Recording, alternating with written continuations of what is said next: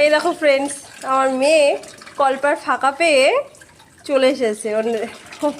কি একটা ধুচ্ছে, একটা কাপড়ের টুকরো নিয়ে এসেছে, তো ধুচ্ছে আর স্নান করছে বড়দের মতো। দেখাও শোনা, এই যে মৈত্রী কি করছো? ওরে বাবা, পুরো গা ভিজেছে, এখন আমাকে স্নান দিয়ে দিতে হবে। ফাঁক পেলে এরকম চলে আসে। ওই যে কাঁদছে ও। হ্যাঁ,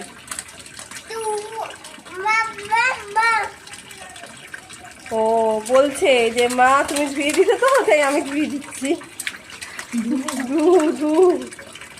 কি ধুচ্ছ মৈত্রী? এই যে এই যে এই যে মৈত্রী, কি ধুচ্ছ? এত কাজে ব্যস্ত, আর কি কথা বলবে? ও কেচে যাচ্ছে। কি ধুচ্ছ? মাম্মাম বলো না। ওর মায়ের হেল্প করে দিচ্ছে অনেক।